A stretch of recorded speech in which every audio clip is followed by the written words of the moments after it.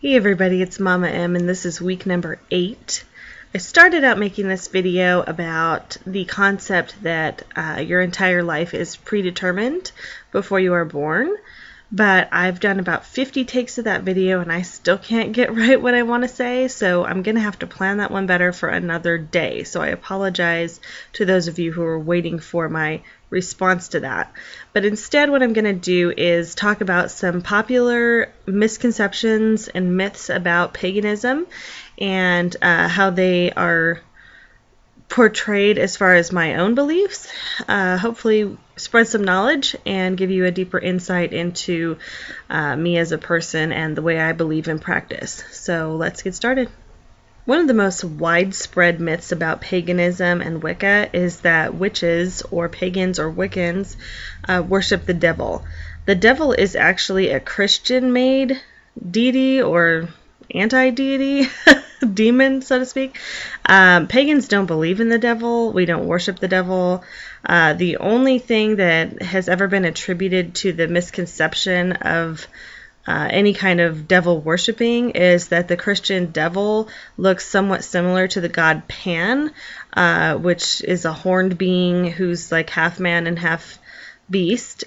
So when Christianity started to be widespread and they started quote-unquote robbing pagan holidays and such, they also took that image of one of the pagan gods with them and turned it into something negative to help people turn away from paganism and convert to Christianity by trying to make them believe that the God they've always worshipped was this horrible being who, had minions to do his bidding and the such. So the truth about paganism is that we do not even believe in the devil, let alone worship him. One of the other more popular misconceptions about paganism is there's a widespread belief that all pagans and witches and Wiccans are out dancing naked in the pale moonlight. There's a group, like a branch of paganism called Alexandrians who generally prefer to be in the nude when they do their rituals and celebrations and such. Some others who are not Alexandrians do like to be sky-clad, as we call it. They'll go out naked and dance in the moonlight and dance in the forest, and to each their own. If I were to run out into my backyard and dance naked under the moonlight, my neighbors would probably call the cops. And it's cold out there. So I am not one that practices in the nude. I feel that in the same ideal that you can be Christian but not have to go to church, you can be pagan without having to be naked all the time. I am perfectly happy doing my rituals, spell work, and worshiping fully clad. Probably the biggest misconception about paganism is the widespread belief that we do not believe in God. That is not the truth. It's not even close to the truth. We do believe in God. We just also believe that in order to keep everything fair and balanced, there must also be a goddess. We don't go around putting hexes and curses on people. Karma is a widespread belief in many religions. Christianity has the golden rule. It all is basically the same thing. Do unto others as you would want them to do unto you. Be careful what you put out into the universe because it will come back to you threefold. So you always want to make sure that what you're putting out is positive. And the Wiccan read, or old pagan way of thinking, it applies to both, is that anything can be done as long as it brings harm to no one.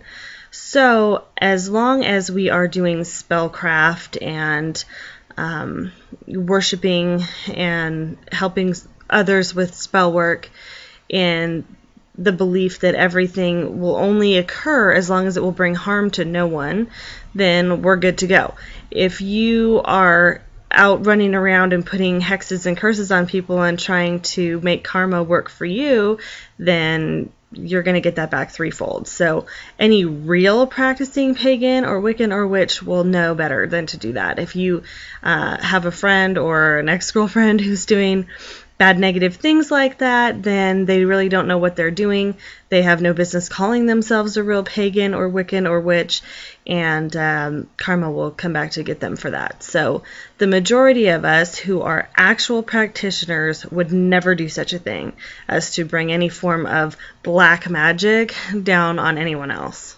Pagans do not sacrifice animals, or small children, or virgins. We are not into sacrificing anything.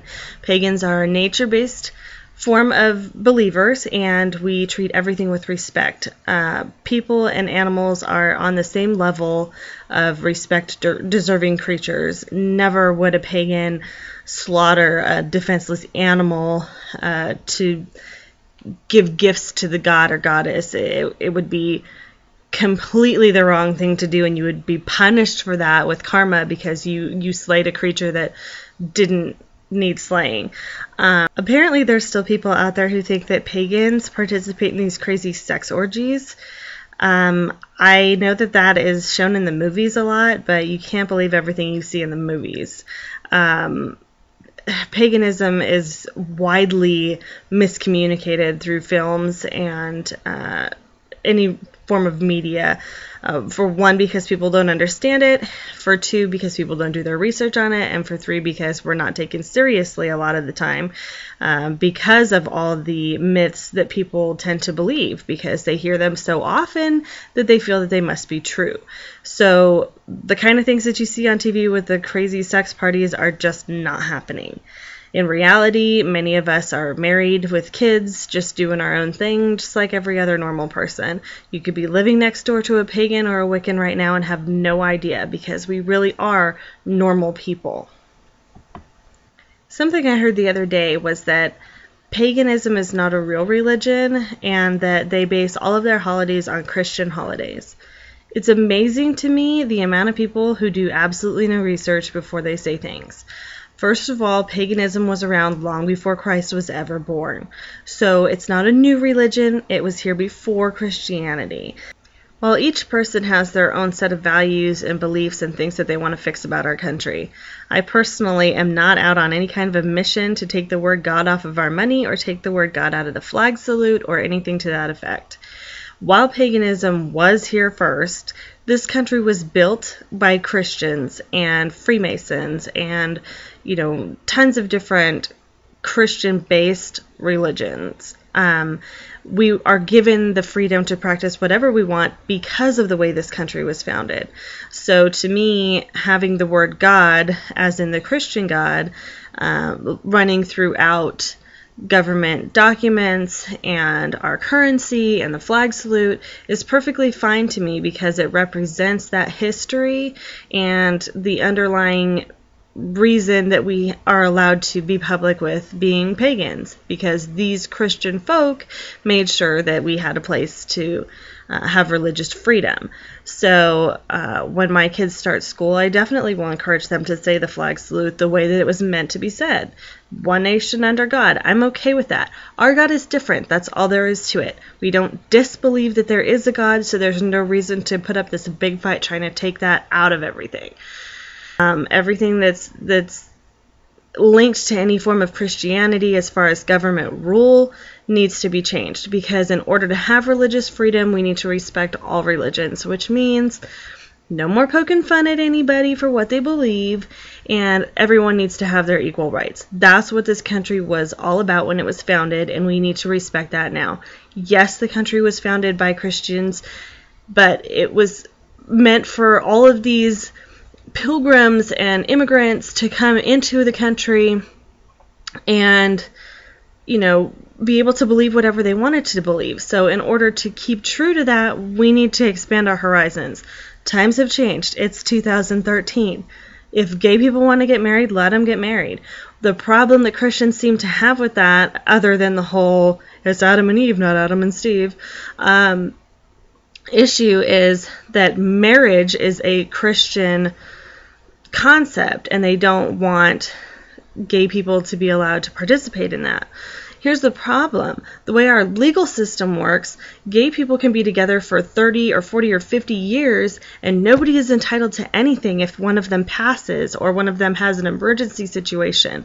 Their partner, if they've been with half their life or most of their life, is not entitled to any kind of medical determinations, decisions. I mean, everything has to be gone through with a fine-tooth comb, and people who have been out of this person's life forever because they were gay and didn't agree with it can just swoop in and take over everything and leave that grieving partner with absolutely nothing. That's not right. So you can call it whatever you want to call it, hand fasting, partnerships, whatever, but they need to be allowed to have the ceremony, have it legally recognized, and have the same rights as other married couples. That's where I stand on it. I'm not going to budge. So, you know, there are things that need to be changed about our country, and, you know, we got to get working on that. So the last thing I want to talk to you about today is the idea that people are coming out and saying that they are pagan or Wiccan or a witch to get attention. The reason that I am public about my beliefs and how I practice is because I feel it's important to educate people who are curious on what we are really all about. Because we have the media, like Fox News last week, spewing off these things saying that all pagans and Wiccans are these twice divorced midwives living in the middle of nowhere who play Dungeons and Dragons all day. I don't have the first clue about playing Dungeons and Dragons. I do live in a rural area. I have no idea how to deliver a baby unless it was an emergency type situation, in which case I could probably figure it out, and I am still married. Marriage number 1. Thank you very much. So, you know, those are the kind of things that are spewed not just in the media, but in so many of the movies nowadays. I don't understand what the big obsession is with vampires and zombies and witches, but I have yet to see anything come out that is even remotely close to what paganism and being a Wiccan is all about. Personally, I am not a Wiccan. I am an eclectic pagan, which means that I have taken pieces from many different forms of paganism and adapted them to my own practice. And that's one of the things I love most about being a pagan, is there is not a way that I have to conform to any one way of thinking. I get to practice as I see fit for myself in any given situation, and I can change the way I do things at any time. But that's why I'm public about it, because so many people have these misconceptions, and I feel it's important to set the record straight, because as I raise my children, if they decide to go down the same path that I'm on, I would love for it to be paved a lot smoother than it is for even the folks in my generation. Things have gotten better, but we still have a long way to go. So if you have any questions related to the entire belief system of any type of paganism or witchcraft, please feel free to ask, and I will do my best to address them as quickly and thoroughly as possible. We all have to respect each other and respect each other's beliefs, and it starts with us. So if you are a pagan, make sure that you are treating others the way that you want to be treated. Don't be running around protesting everything that is on the internet. Just be open with who you are and allow people to ask you questions. People are curious, and they will come to you if they know that you are willing to talk to them about it. We don't want anyone to force any religions on us, so don't try to force anything on them. That goes without saying. So this was not the video I set out to make today, but I hope you enjoyed it, and I look forward to your questions and comments. Talk to you soon.